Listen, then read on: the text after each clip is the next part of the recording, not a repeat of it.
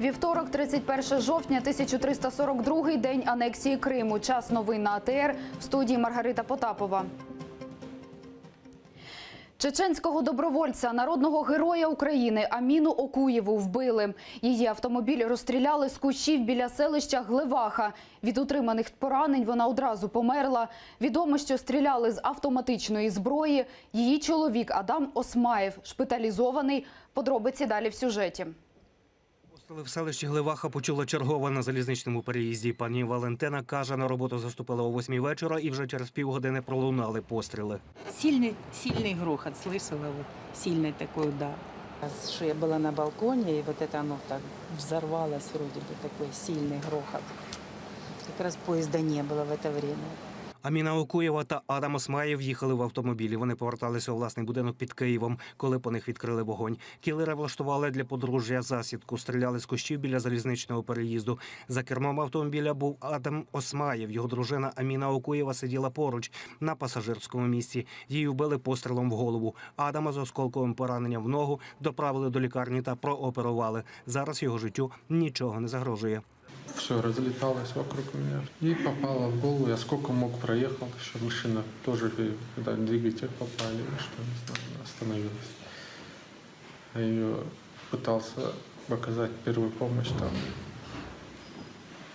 Ну, ей в голову попали. Так что. За 200 метрів від місця трагедії виставили кордон поліції, журналістів туди не пустили. Правоохоронці наразі не встановили винних у вбивстві Аміни Окуєвої. Їх шукають у Києві та області, оголосили план перехоплення.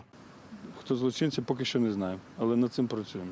План перехоплення відповідно. Всі прилеглі області зараз працюють на встановлення і затримання злочинців. В автомобіль випустили кілька куль, заявив прокурор Київської області Дмитро Чібісов. Тривають слідчі дії, тому подробиці правоохоронці замовчують і навіть не розголошують попередні версії вбивства. Можу сказати, що це була не одна куля. Опрацьовуються всі можливі наявні докази, зокрема застосовуються технічні засоби для фіксації виявлення. Які версії наразі розглядаються? Їх декілька, на жаль, я зараз повідомити вам не можу. Окуєва та Осмаєв брали участь у Революції Гідності та у війні на Донбасі у складі батальйону «Київ-2». Підтримували торговельну блокаду Криму. Це був вже другий напад на подружжя. 1 червня у Києві на Подолі з Окуєвою та Осмаєвим домовився зустрітися чоловік, який представився французьким журналістом. В ході розмови в автомобілі зловмисник вистрелив в Адама. У відповідь Аміна вихопила свій пістолет Макарова і зробила кілька пострілів. Після цього подружжя тривалий час було під охороною ДСО, але незадовго до нинішнього нападу її зняли. Ельвіна Сеїдбулаєва, Дарина Іванютенко, Іслам Пінка, Заман, АТР. Аміна Окуєва співпрацювала з нашим телеканалом. Вона готувала до першого ефіру свою авторську програму та мала великі плани в журналістиці. Сьогодні телеканал АТР покаже першу і останню програму «Герої Кавказу» Аміни Окуєвої.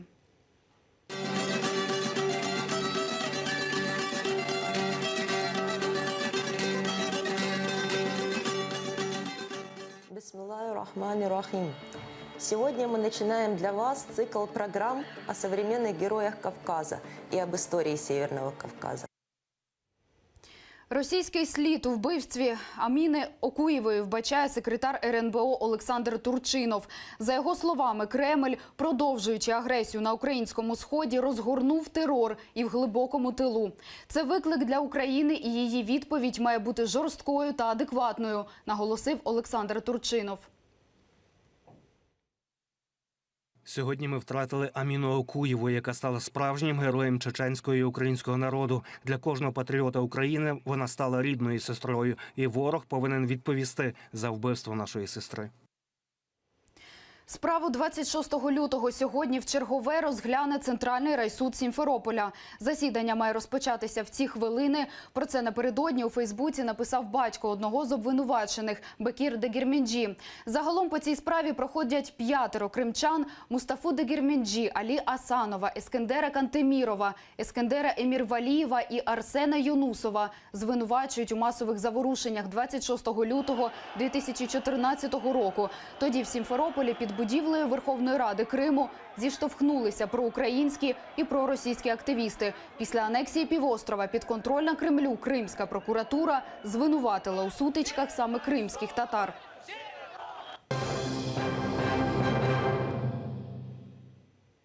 Один поранений за минулу добу, звітують у штабі АТО. І це при тому, що на лінії розмежування ворожа активність трохи зменшилась. Та все ж Авдіївська промзона та українські позиції у Пісках не мали спокою. Терористи їх обстрілювали із протитанкових гранатометів. На Луганщині вибухали 122-мм міни, а на Маріупольському напрямку ворог зав'язав бій і застосував великокаліберні кулемети. Українські воїни теж відповідали вогнем. У результаті цього протистояння отримав поранення один український захисник. Зараз постраждалий перебуває у медичному закладі. Стан його здоров'я оцінюється як задовільний. Найбільший за 10 років військовий оборонний комплекс збудували в Естонії. Він призначений для перебування вояків НАТО. Нова база коштувала тамтешньому уряду 43 мільйони євро і включає 3 казарми, навчальні корпуси та допоміжні будівлі. Передбачається, що на базі перебуватимуть військові 1-ї піхотної бригади Естонії та 1200 вояків із Франції та Великої Британії.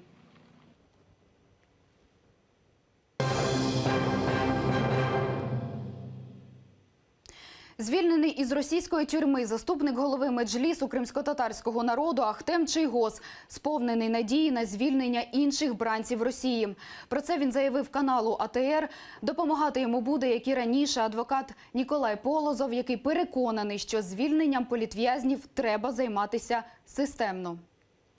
Оставшиеся заключенные живут с надеждой, а с нашим вызволением эти надежды укрепились, что страна их не забудет, Украина не забудет их. Обществу и государству необходимо все-таки уже наконец собраться и сформировать структуру, которая будет действительно заниматься высвобождением политзаключенных, чтобы это не было в разнобой, чтобы это не было на коленке, чтобы консолидировать усилия и правозащитников, и общественных организаций, и государства. Україна сьогодні подасть свій проект резолюції Генеральної асамблеї ООН про ситуацію з правами людини в окупованому Криму. Про це напередодні заявив міністр закордонних справ Павло Клімкін і пообіцяв, що цей документ буде надзвичайно жорстким і потужним. Раніше віце-прем'єр-міністр України Івана Климпуш-Цинцадзе в Офісі ООН у Нью-Йорку закликала Об'єднані Нації підтримати українську резолюцію по Криму. Очевидно, окреслено.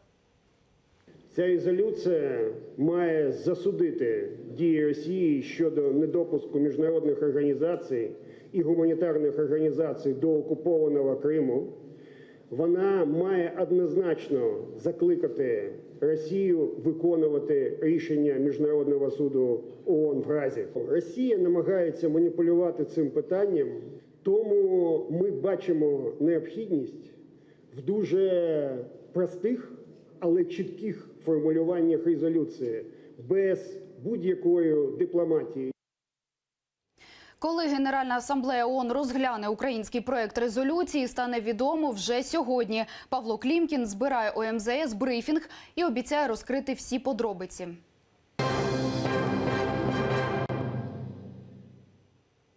Імена бранців путінського ГУЛАГу оголосили активісти у Москві. Щороку вони оновлюють списки і зачитують їх у День політв'язня. І роблять це завжди біля Соловецького каменя, пам'ятника жертвам політичних репресій у Радянському Союзі. Так активісти прямо вказують на те, що з тих часів у Росії нічого не змінилося. І в тюрми досі кидають людей лише за те, що у них з владою різні погляди. Цього року у списках нарахували вже 350 імен політв'язнів Кремля. Давайте их защищать, давайте будем писать им письма, давайте будем добиваться их освобождения, давайте будем как можно чаще произносить их имена. Они должны быть освобождены, они без вины томятся в лагерях, в тюрьмах. И сроки им даны уже. С сталинских времен. При Сталине давали такие сроки. Це все, що встигаємо розповісти у цьому випуску «Заман». Ефір на АТР продовжить програма «Саба» з Єлизаветою Цареградською. Залишайтеся з нами.